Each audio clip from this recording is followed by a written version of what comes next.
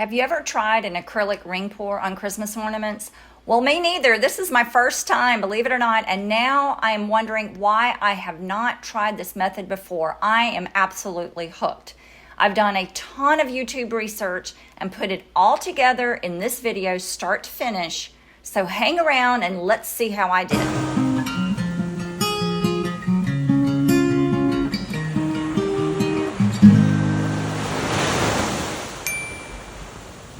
So the first thing you will need are some cups for however many colors you're going to use, and then you're going to need your paints in whatever colors you want to use. Maybe this one? No, not this one. Maybe this one? No, not this one. Ah, that's the color I want. Bronze, copper, wait. Antique bronze, Liquitex Basics, Cyanine green, Art Smith turquoise blue, Liquitex Basics bright aqua green, and Art Smith titanium white. And I'm going to mix them in these cups, layer them in another cup. Oh, this is good.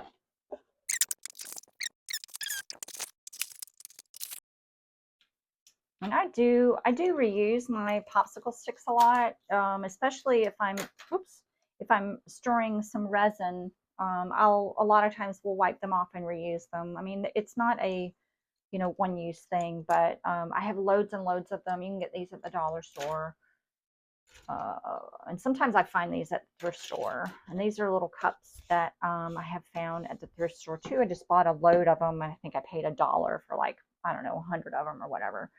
But 1, 2, 3, 4, 5.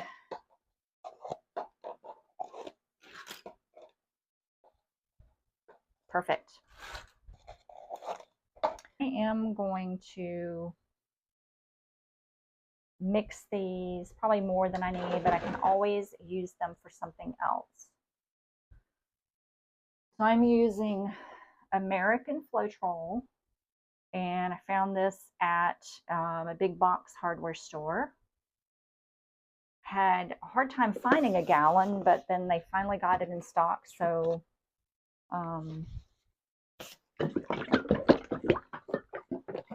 shake it up.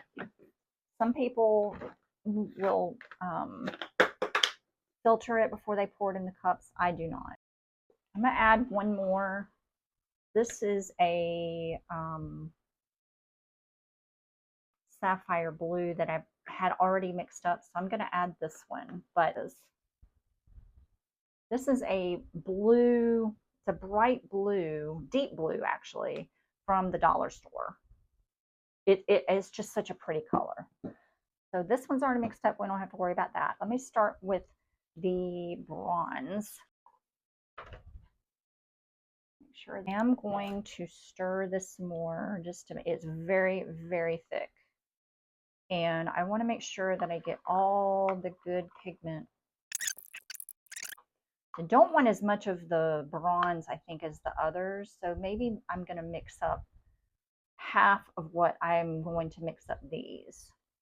I'm going to eyeball it. So it's going to be 1 part paint to 4 parts Floetrol. I am not going to measure, and you'll have to excuse my fingernails. I am not going to measure. I'm going to eyeball it. So probably, oh gosh, 1 good clump. I'm going to show you. It's like the very bottom of the cup. I don't know if you can see that. Okay, it's the very bottom of the cup. And I'm going to eyeball it.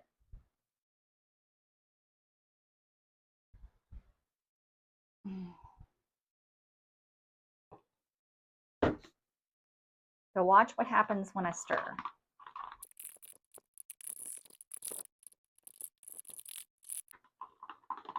See, it mixes all up into the Floetrol, and it's nice and creamy. And I do want it a little bit thick because I don't want it running all over the place. All right, so that is the bronze. I'm gonna put my lid back on because I don't want it to dry out. All right. Next, oh, I'm wearing brand new shorts. I'll get my apron on. All right. Next, I'm going to mix up the phthalocyanine green, 1 to 4 again, and I'm going to eyeball it.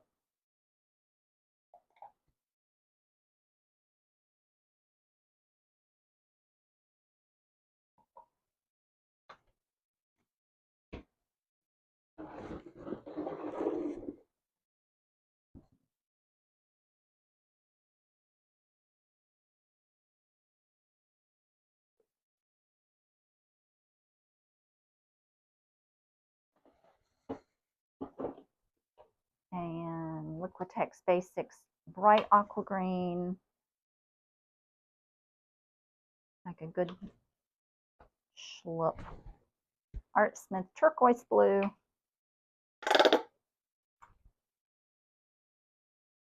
Might be time to go shopping. And then Art Smith Titanium White.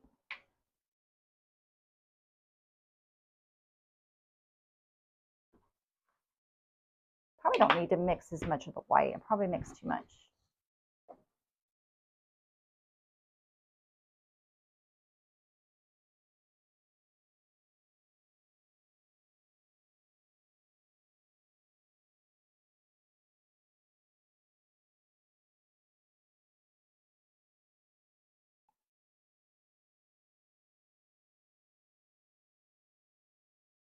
Oh my God, that's a lot of paint.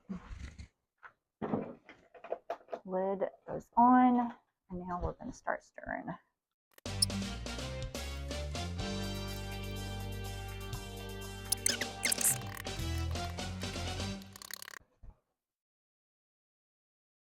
So warm honey, I'm told, is the consistency that you want. And so if you have to add a little bit of water, I think that's fine. I really think that this is the thickness that I want because I just, I don't want it to run all off. I'm going to start with a little bit of white.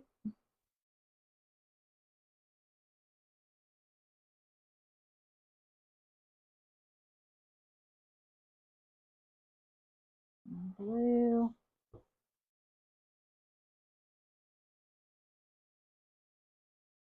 Aqua.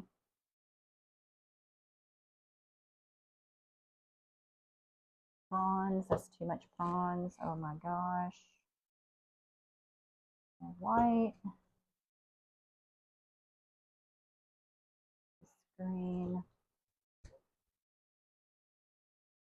I forgot about this blue.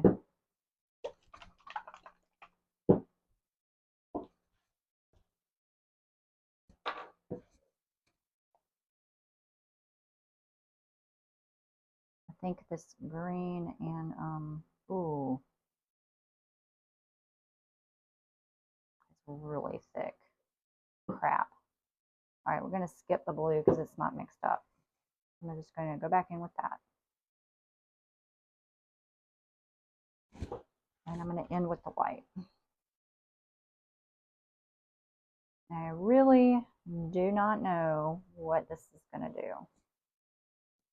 The ornaments I'm going to be using are plastic 2-inch balls from Michaels.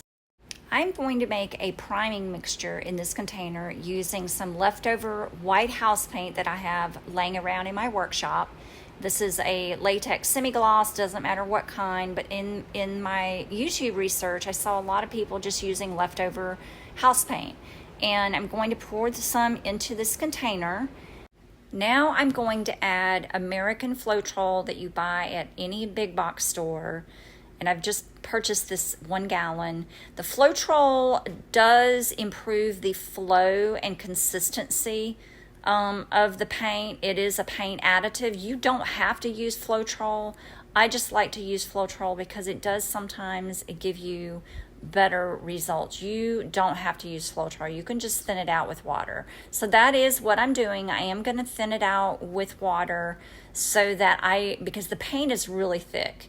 The Floetrol does thin it out some, but then I want the consistency of my mixture to be like heavy whipping cream before you whip it, when you pour it out of the carton. So I'm just adding water a little bit at a time so that I get that nice smooth consistency. You just want to mix it up really, really well in whatever container you're going to be using.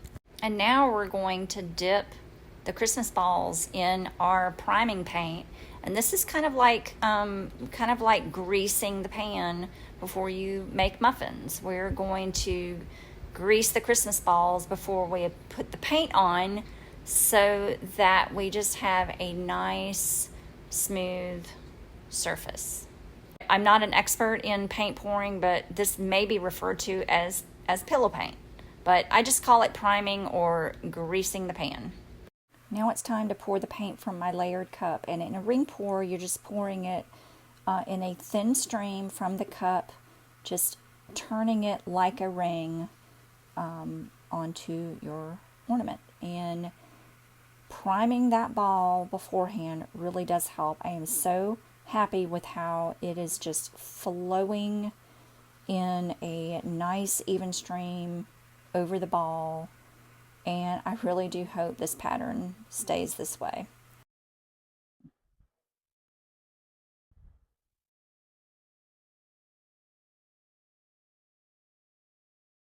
The only place it doesn't get is right at the end. I have an idea. Hold on. Okay, I'm hoping that you can see this. So I have dipped it into the paint and I've got it nice and covered, sort of. I can get that with my finger. Okay. Now on the back side, when I do the ring pour, it's not going to be able to like flow down. So I'm going to put a little bit. Just going to kind of prime it with my color, my cup color.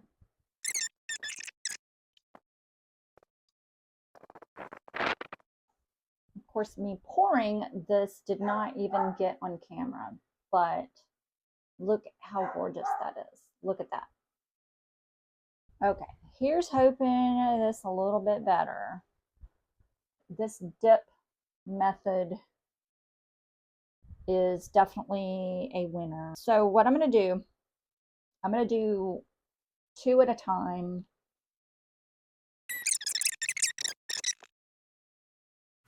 And here goes the pour on the next 2 ornaments.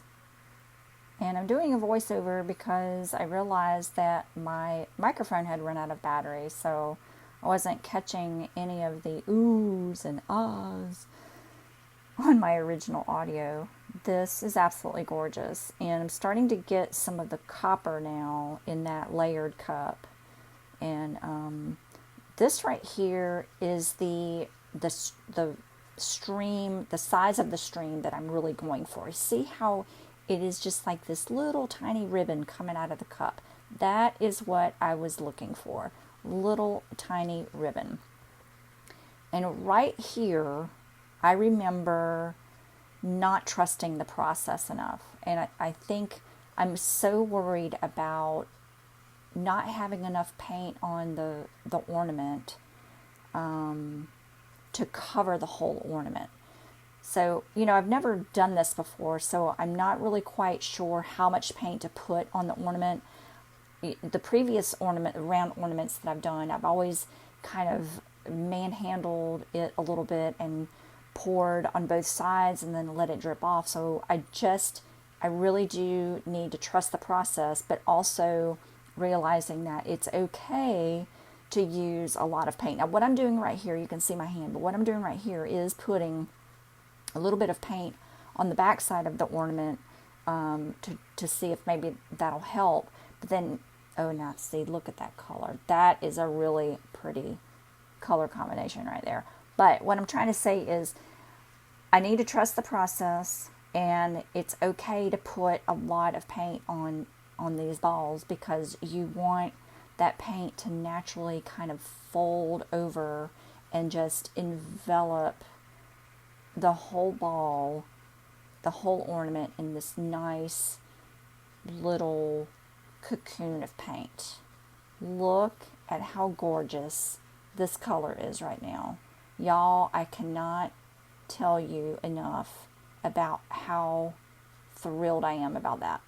Each ornament is dipped in the priming paint, and then I just tap it on the edge of the cup to shake off the excess. Now I do put a little bit of the, on these next two, I do put a little bit of the ring pour paint on the back side of the ornament where I think there's just not enough coverage. And I only do this on a few of them. I gave up after a while because it seemed like it did waste a lot of the paint, and it didn't, in my opinion, didn't really help all that much, and it was just kind of messy, and you can see how much just drips right off. But I am absolutely in love with this method. I don't know why it took me so long to discover this.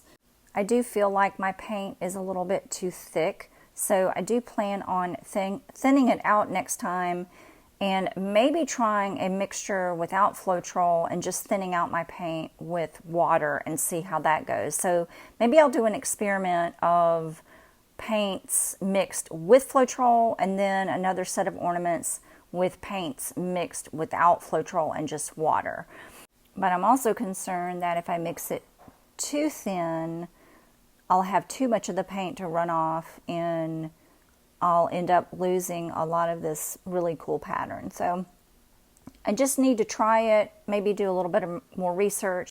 So I'm changing the shooting angle just to give you a little bit better perspective on what it looks like when I'm pouring the paint on. So I'm nearing the end of my cup and it's mostly blues, and I'm not really happy with that. So I'm taking a little bit of the copper and just drizzling it on the top to see if I can get some good rings in there, and then moving them off to the side. I had to layer some more paint in my pouring cup because I ran out, but I'm just using the same colors as I did before and just layering some more paint on, or layering some more paint in my cup and then putting the priming paint on, and then just lather, rinse, repeat. But you can really see the movement of the pour paint from this angle. Let's try this angle now just to give you yet another perspective. So I'm going to slow the video down a little bit so I can show you what I mean. The opening in the ball that I'm holding onto is preventing the colored paint from forming all the way around the ball. So I'm pouring a little bit of the colored paint on the back side of the ball just to fill that gap.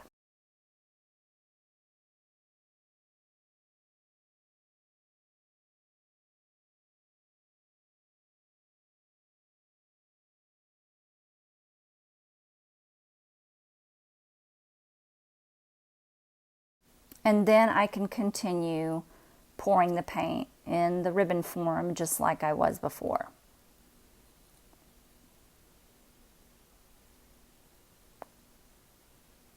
And this time I think I'm using plenty of paint, only you can't really see it. I have got to figure out the right angle to show you guys, you know, everything that I'm doing, but I guess there really just isn't a best way to film this, honestly.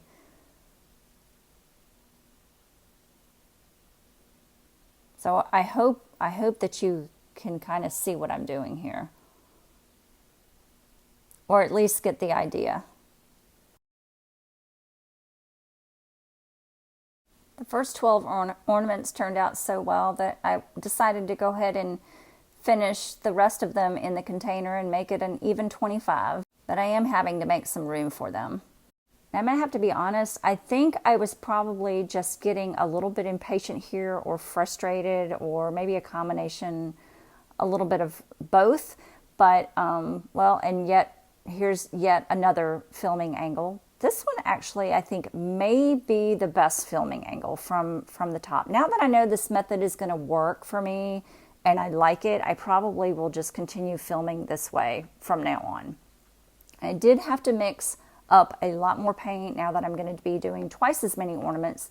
So I'm just layering some more paint in my cup, just alternating the colors like I did before.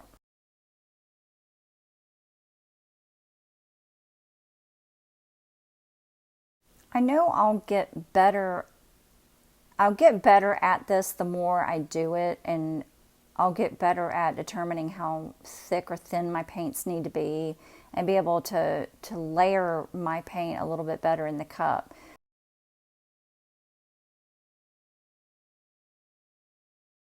This one, I think, is 100% the look and the consistency that I want.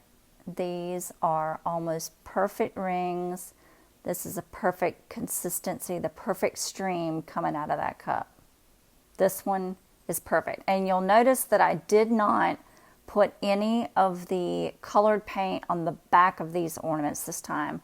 I am just straight pouring the paint on the balls, and they turned out fine. So I don't need to worry about putting any kind of color on the back of the ball first. I just need to trust the process. Just trust the process. Look how perfect that one is. It's absolutely perfect.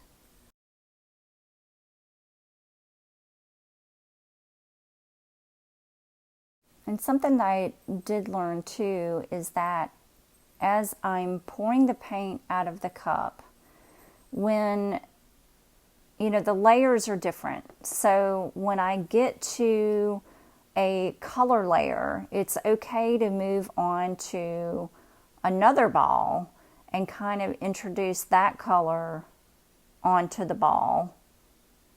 And that was a little crooked, but so you can move between the ornaments, just move back and forth between the ornaments as you reach a different layer in the cup. That way you're not pouring the same color on one ornament and just drowning that ornament in the same color. Does that make sense? Because you can see here that I'm getting into a lot of the green. And then once I get through the green, I'm realizing that's a whole lot of green. And then I start on this ornament and I'm getting into a little bit of the blues and then a little bit of that bronze. So I move on to a ball that I had already put paint on and just introducing a little bit of that bronze onto that one, just so it's not drowning so much in the green. And I probably, on the next go around, I'm probably not going to use that really deep green. It's just really not the color palette that I wanted to go with anyway. So I'm probably not going to use that. I can use it for another project. That's just a lot more green than I normally would use. I mean, it's pretty. It's a really pretty green. It's the right combination with the bronze color, but it's just not really very beachy, and I'm kind of wanting to go for more of a beachy blue aqua wavy theme, if that makes sense.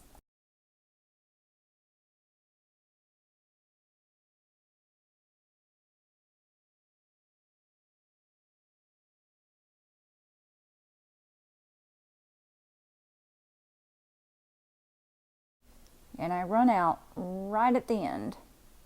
The last Christmas ball, I ran out of paint.